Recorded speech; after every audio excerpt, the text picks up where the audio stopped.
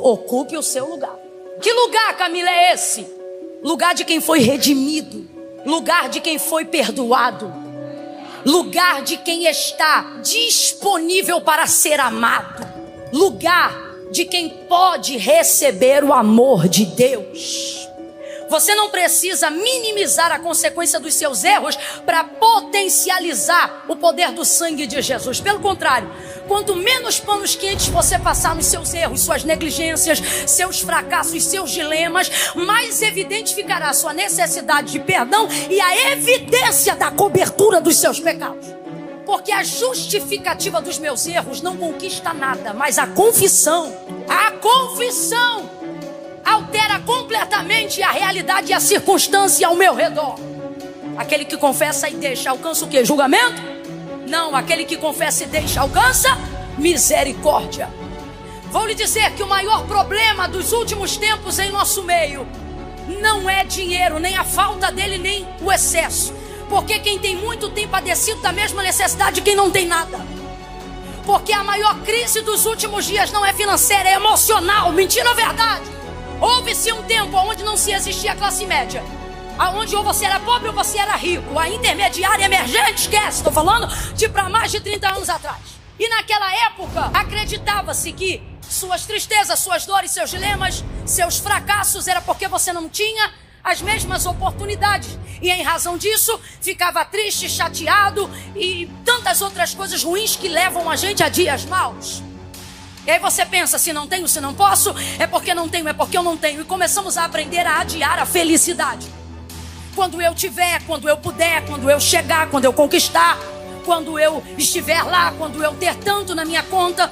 Então chegou o dia em que muitos conquistaram muito mesmo não tendo nada. Não tem saúde para administrar os negócios, não tem alegria para conviver no meio da própria família que tanto pediu a Deus para ter. Não tem condições de desfrutar das casas que comprou. Tem carro, mas não tem direção. Tem cama, mas não tem sono. Tem comida, mas não tem sabor. É difícil. Ficou-se então comprovado. E não precisa ser nenhuma mente brilhante como a do Augusto Cury para chegar a uma conclusão muito óbvia dos nossos dias. Não é dinheiro que corresponde às necessidades mais intrínsecas da nossa alma. E como sabemos disso? Porque antigamente esperávamos ter para ser. E agora mesmo quando temos, muitos ainda não sabem nem mesmo quem são. Porque o segredo da vida não é descobrir quem eu sou, mas é descobrir quem Deus é. Você não se conhece à medida que busca conhecimento sobre si mesmo. Quanto mais você conhece a Deus, mais você passa a saber sobre si mesmo.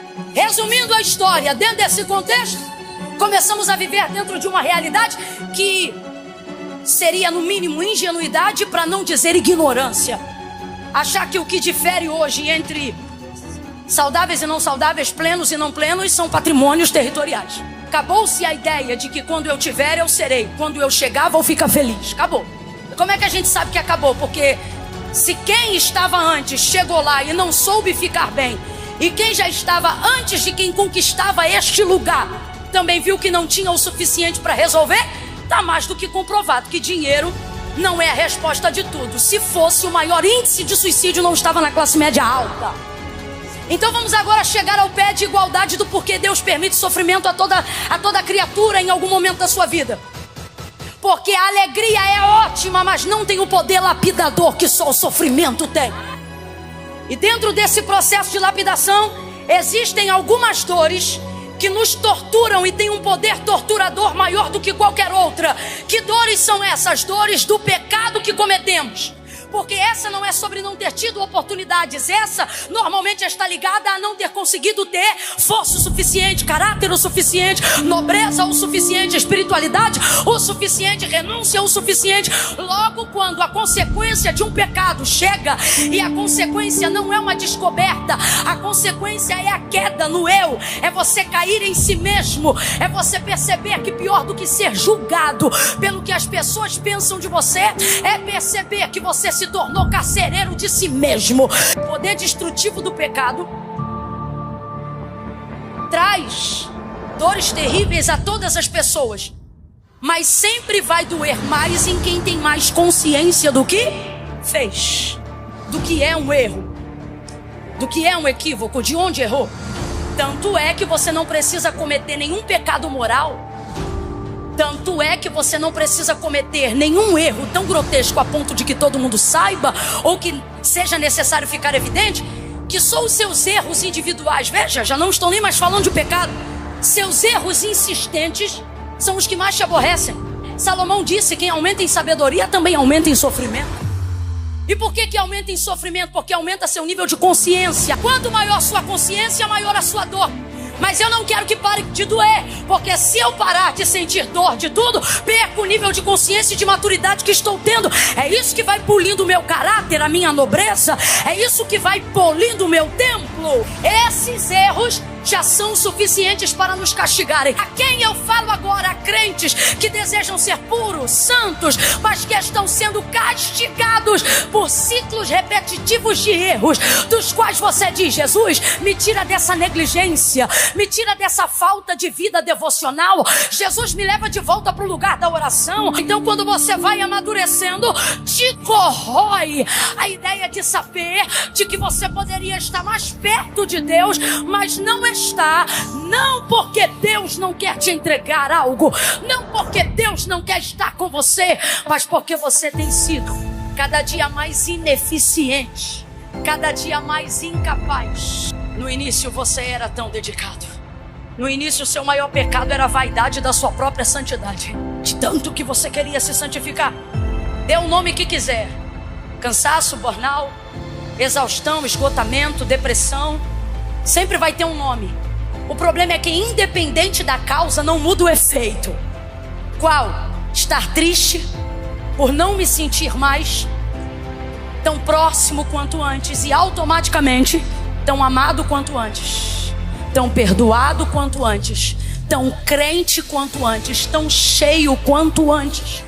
E a maturidade que você adquiriu nesse período de sofrimento, cansaço, exaustão, erro, seja lá o que for, não rouba de você a necessidade de continuar tentando. Porque quem já foi àquele lugar pode até não estar nele, mas não fica em paz para ficar distante dele. Interessante que o seu medo não é do escuro, não é do diabo. Seu medo, de um tempo para cá, é de até quando Deus vai tolerar esse seu comportamento. Até quando a paciência de Deus vai se estender com você. Porque a verdade é que, por ter amadurecido sua consciência de um tempo para cá, ter se distanciado também dele, você acredita piamente que o reflexo do Deus que você sempre adorou está baseado, na verdade, na consciência que você tem agora. Como assim, Camila? Vou explicar. Você se coloca no lugar de Deus o tempo todo. Se eu fosse Deus, eu não me perdoava. Se eu fosse Deus, eu não aceitava a minha oração. Se eu fosse Deus, eu não teria tanta paciência. Aí você diz assim: mas eu sei que eu não sou Deus. Eu sei que Ele me ama de um jeito que nem eu mesmo posso me amar. Isso é o que você sabe, mas não é como você sente. E por que isso?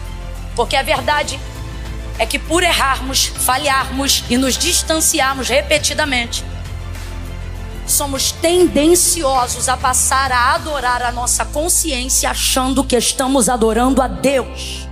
Se o Deus que você diz adorar nunca te confronta, nunca discorda de você, é bem possível que você esteja adorando uma versão idealizada de si mesmo e esteja chamando de Deus. Então, se a gente puder resumir isso aqui, o que ele está ensinando pra gente?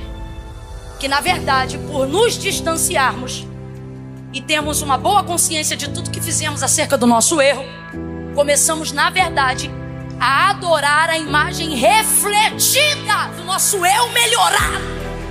E daí que é por isso que a culpa e o medo são correntes e algemas amarrando crentes na última hora. Porque a verdade é que Deus não está mais acima dos seus sentimentos. Ele não consegue ultrapassar o teto da tua consciência. Quando você ora, a tua oração bate na tua consciência. Quando você jejua, teu jejum bate na tua consciência. Por quê? Porque a verdade é que o peso dos nossos erros, falhas, dores ou pecados, e a maneira como nós castigamos e disciplinamos aquilo que nos tornamos ou aquilo que fazemos, se tornou maior do que o que a palavra de Deus diz ao nosso respeito. Israel estava virada no pecado da idolatria. Quando o profeta liberou essa palavra, quando Deus falou pela boca de seu servo: eu sei que pensamentos tenho de vós, diz o Senhor, pensamentos de paz e não de mal. No pior momento de Israel, Israel recebe uma palavra como essa. O que é que Deus está dizendo para Israel? Eu não penso de você o que você pensa de si mesmo, também não penso de você o que os outros dizem sobre ti. Eu tenho um pensamento próprio, original a seu respeito. E é por isso que o apóstolo Paulo vai concordar, e ele vai deixar muito claro que os pensamentos de Deus são muito mais altos e elevados do que o nosso. Eu declaro agora, debaixo dessa palavra, que toda adoração à própria consciência, e que tudo aquilo que estava subjugado pela sua consciência seja invertido e subvertido à autoridade do Deus eterno, do Deus que perdoa, do Deus que está acima do que você pensa de si mesmo, do Deus que tem uma voz mais alta do que a voz dos seus pais, de um Deus que tem uma voz mais alta do que a voz dos seus inimigos, de um Deus que está acima das suas dívidas, um Deus que está acima das suas dores, um Deus que é capaz de te amar mesmo quando você está vivendo o seu pior momento.